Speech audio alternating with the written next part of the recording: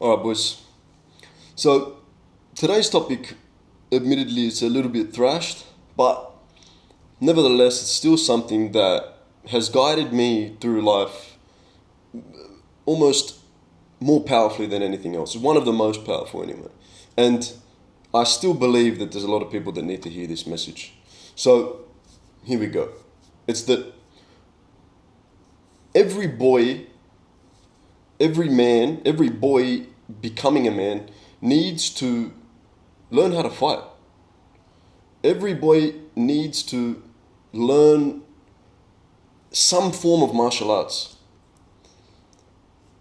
It might seem obvious, yeah? So apologies in advance if this is redundant, but why?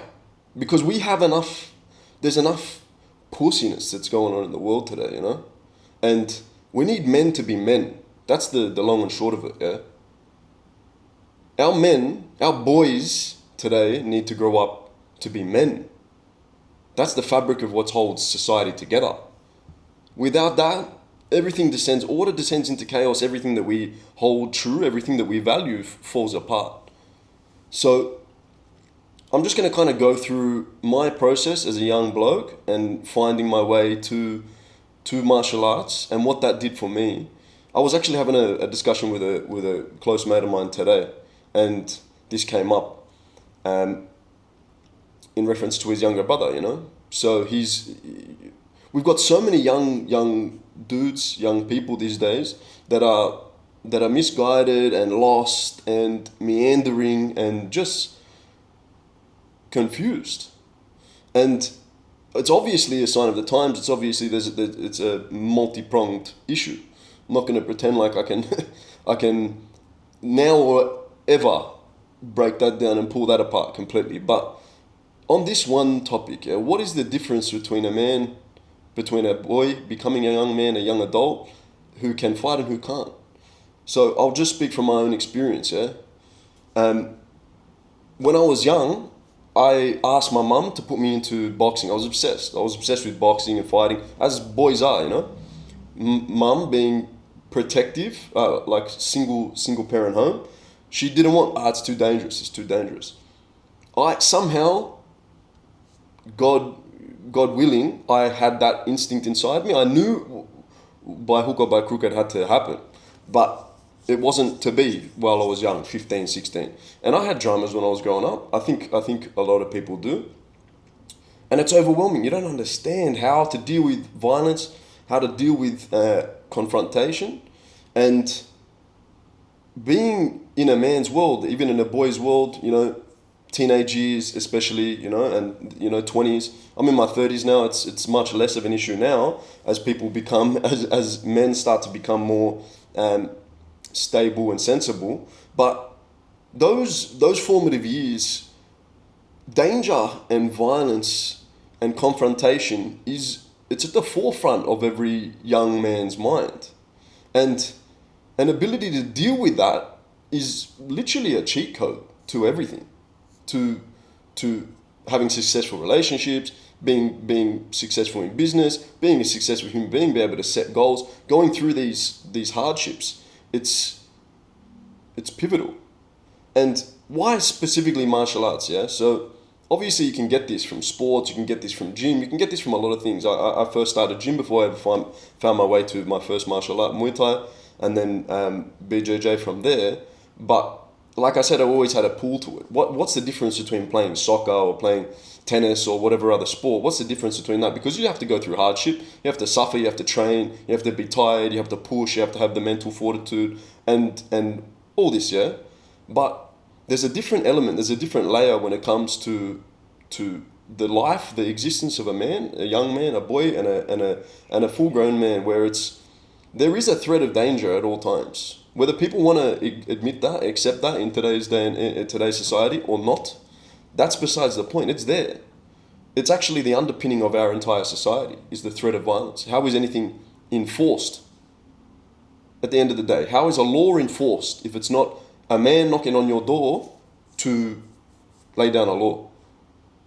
An infringement, whatever it is, for anything from a tax violation up to murder. everything is enforced by violence at the end of the day, or at least the threat of violence.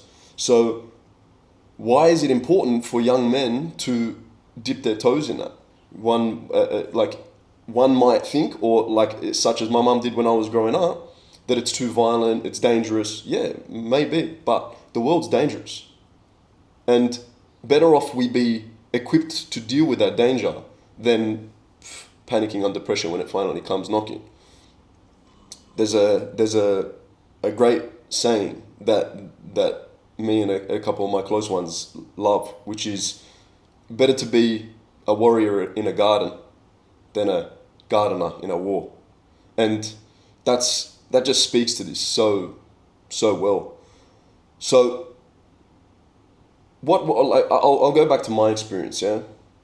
When I was young, I had that drive, I had that will, I had that desire, but I had no capacity, I had no experience with it. So when the confrontation comes, you fold. You fold like a deck chair under pressure. And it was only until I started actually experiencing what it's like to get punches thrown at your head. That's one of the biggest things. I've said that since day one. It's not necessarily learning how to punch. It's learning how to just see a punch coming and not completely freak out. That's one of the best gifts that it'll give you. Because if you're not freaking out at a punch coming your way or a kick, then think about just everyday social interactions, how muted they become. So there's that element, yeah? The actual adaptation to the physical confrontation and becoming accustomed to that and becoming comfortable in that. But this applies to so many other areas of a man's life, especially a young, formative man's life, where he's breaching into new territories, he's trying out new things as far as business, as far as relationship, trying to get chicks, trying to find a chick as it should be under God's law, should be to find one. But at the end of the day, girls are attracted to danger. It's part of their biology. They want to seek a protector. They want to seek somebody who can handle things when the temperature starts rising. So this is all related. And at least for me, I noticed as a young man, I think I started when I was 21 years old, Muay Thai. It changed everything. Absolute game changer. I felt like I walked down the street different to that level. Of course, you've got some coordination, hand-eye coordination. My balance was getting better, but it's a deeper thing. It's like being able to walk with your chest out, feeling not threatened by every dude that's walking around, which is a reality for young men, for men in general. A little framework that I thought about was, I might butcher it, I haven't thought of it in a while, but there's 4 layers, there's 4 stages to interactions between men. And probably very low percentage of dudes out there would have ever thought of this, but I think as I say it, every man will be able to relate. So first it's discussion, yeah? We can discuss, we can combat our ideas against one another, disagree civilly, peacefully. That's layer 1. Then you've got layer 2, which is the voice, the volume starts to get raised up. People start talking louder, start posturing, and start advancing the situation. That's layer 2. Layer 3 is threats of violence. So, oh, brother, if this doesn't, if that, oh, bro, I'm gonna do, you know. Or that can be non-verbal, or that can be verbal. It's like now the threat of violence is on the table. That's now entered the game. The next level from there is physical altercation. That's it. And that's just a reality of men. Like if anybody else, if I'm missing something, let me know. But I think that covers every single interaction between men. You've got discussion, then you've got the raising of the volume, so the temperature starts to rise on the discussion. Then there's threats of violence, and then there's violence. That's it. So the thing has to be de-escalated within those 4 steps, or that's it. That's where it's heading. And of course, that can be done through posturing and through fakery, bluffing, but sometimes somebody's going to call your bluff. And obviously the goal of learning martial arts is so that you are so comfortable and not concerned with the 4th stage that you're never even raising it above level 1.